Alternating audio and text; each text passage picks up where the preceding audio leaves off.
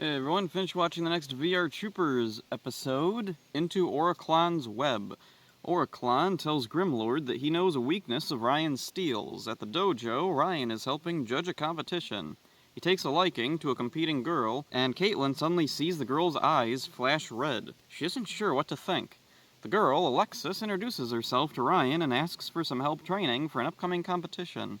Percy comes in wearing a karate outfit, jumps around, makes monkey noises, and gets tripped by Jeb. Moving on. The next day, Alexis trains at the dojo. Caitlin watches her perform a spin kick perfectly.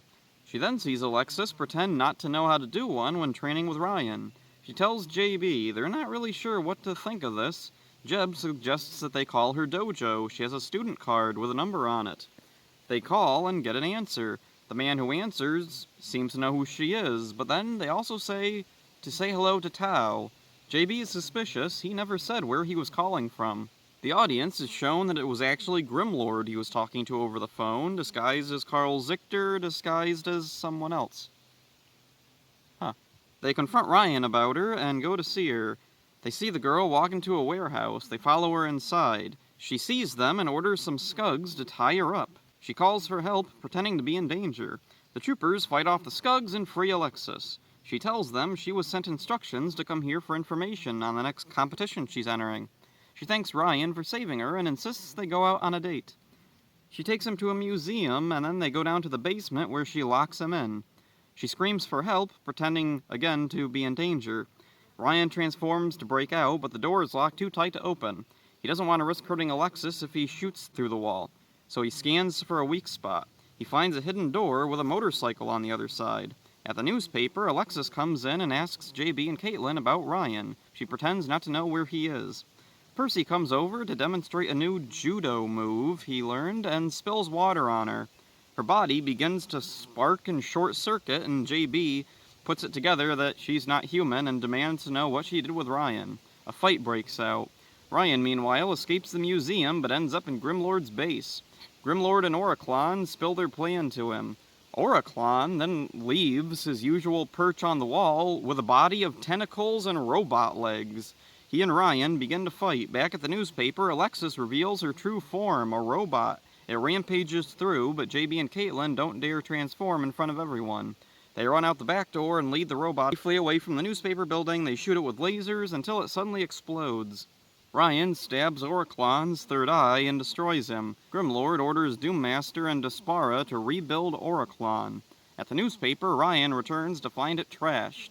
He berates himself for trusting Alexis, but his friends reassure him. This was a pretty awesome episode. It starts off looking like it's going to be like a pretty average episode, but the action really pushes this one. We've got the classic Saban glowing evil eyes, as well as a monster disguised as a girlfriend. It's similar to the Mighty Morphin Power Rangers episode Goldar's Vice Versa, where Scorpina poses as a new girl, practicing karate no less, that Adam develops a crush on. Percy's goofiness actually plays an important role this time around. It leads to revealing the main bad guy. An interesting thing about this episode's plot is what the audience knows versus what the characters know.